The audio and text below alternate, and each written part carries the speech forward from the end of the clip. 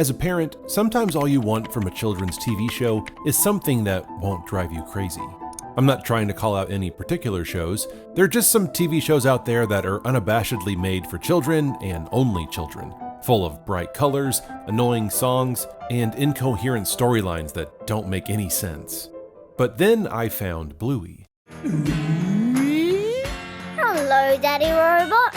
A kids show out of Australia about an anthropomorphic blue heeler cattle dog and her family in slice of life adventures. Of course, calling it a kids show doesn't do it justice. I could more easily and perhaps more accurately say that Bluey is a show made by parents for parents that kids can also enjoy. Where were you on that one? Instead of hyper-focusing on teaching educational skills or creating an escapist, absurd world for kids to watch, Bluey allows us to experience true joy in play. Created by Joe Brum, Bluey utilizes short, relatable episodes to highlight the benefits of play for parents and kids alike. He wanted a show that incorporated both his personal experiences as a father to 2 kids and the slice-of-life memories from his own childhood. Let me out of here! Do a thing!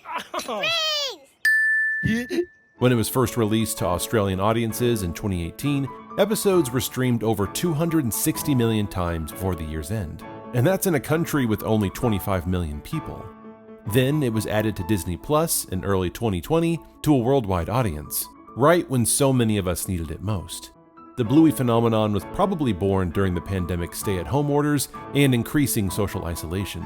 And now, in its 3rd season, the show has become synonymous with modern parenting. Let me pause for a minute to thank the sponsor of this video, Scentbird. Scentbird is reimagining the way people discover, shop for, and purchase fragrances. You may already know that you like particular scents, maybe something light and floral, or maybe something darker and earthy, but maybe you have no clue what you like. Well, they can help with that too. You can take a simple quiz on their site, and based on your selections, they'll help you find the perfect fragrance for you. Scentbird lets you choose a new designer fragrance every month for just $17. They carry fragrances from Prada, Gucci, Versace, and smaller niche brands like Skylar and Heretic. There's perfumes, colognes, unisex options, and what I love is that they give you a 30-day supply so you can try it out before committing to a full-size bottle that could cost hundreds of dollars. For example, Scentbird sent me a few bottles to check out: Amur Leopard by Sanctuary, Dark Woods by Joseph Aboud, and Eau de Lassie by Le Jardin Retrouve, and I love the size of these things. I really appreciate the smaller samples so I can test out fragrances, but I also love how it's so very portable. If I'm on the go, this can easily fit in my pocket or the glove compartment of my car. Each bottle comes with an info card that tells you the ingredients and also breaks down the included scents that make up the fragrance. For instance, I really enjoyed Sanctuary, which has notes of apple, rosemary, pine leaf, tonic bean, and leatherwoods. And with that added information, I'm able to start learning what I specifically like and don't like for future purchases. Right now, Scentbird is giving my viewers 55% off by using my code EntertainTheElk, which means that you end up spending only $7 on your first month. So go to Scentbird.com, use my code, and check out everything they have to offer. For me, I think Bluey's concept of childhood can be considered more effective than typical kids shows that emphasize counting, repeat after me vocabulary, and a cartoon character that talks down to the viewers.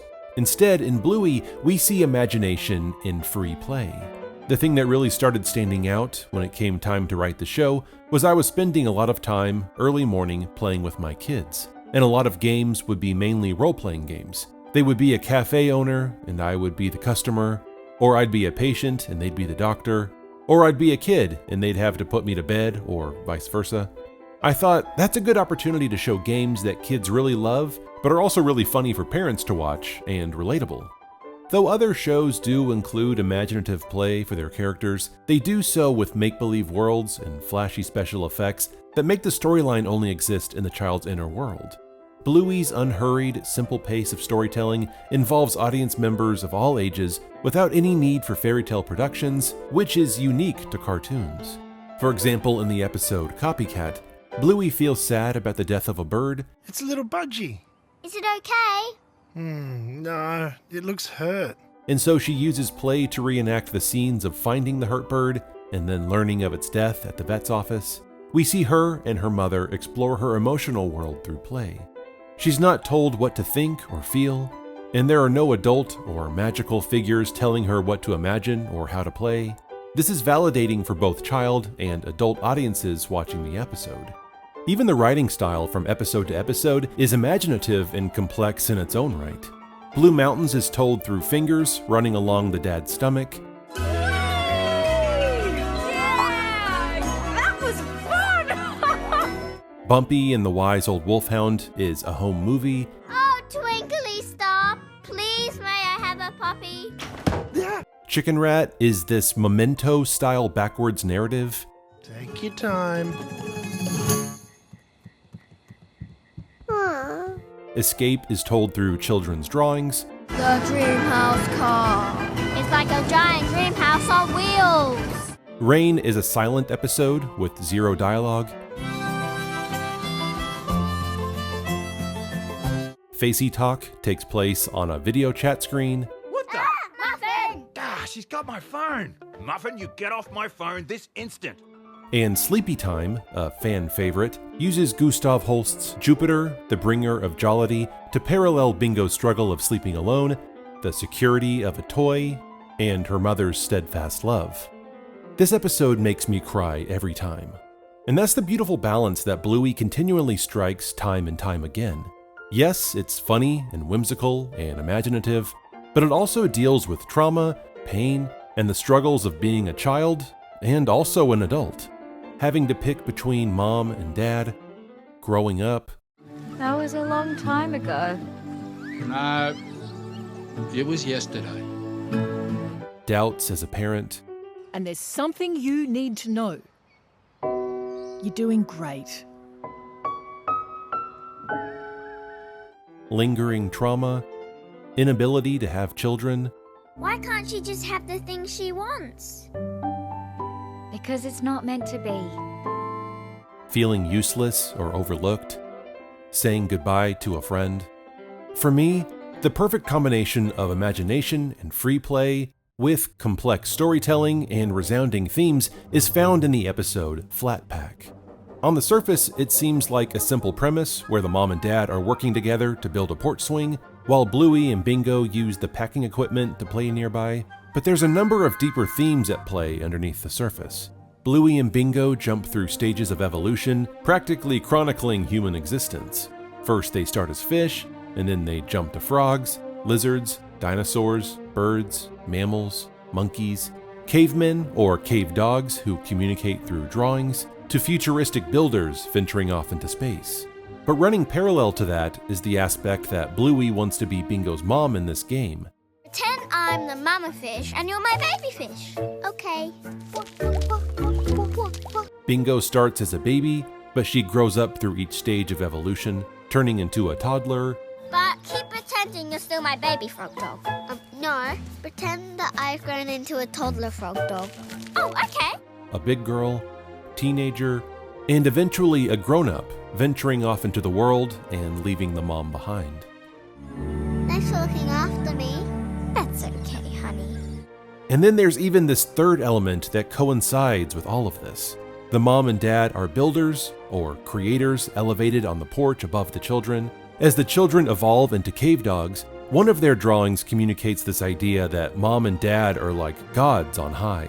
Just then, the mom notices them and says, "We made them," reinforcing the idea of them being creators who give life. And so as Bingo ventures off into space, leaving Bluey behind as an old mother, the episode ends with her in-game character going up to heaven with her gods, or mom and dad, on the porch swing, looking out on creation. This is heaven.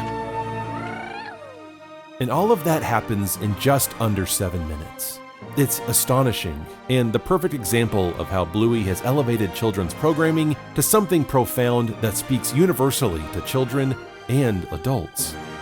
For real life.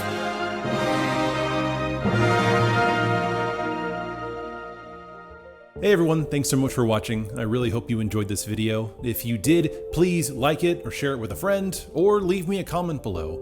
Just in some way, if you could engage with this video to help appease the algorithm gods and help motivate them to push this video so that way more eyeballs can see it, I'd really appreciate it. Thank you again to Scentbird for sponsoring this video. Again, go check out their website and use my code in order to get 55% off. And also thank you to my patrons who continuously support this channel. Entertain the Elk also has merch now, like this shirt I'm wearing right here. I'll have a link below so you can go check out that site. It's just a great and practical way to help support this channel because we all need t-shirts, and we all need something to drink our coffee and tea from. Thanks again everyone for watching, and I will see you all in the next video.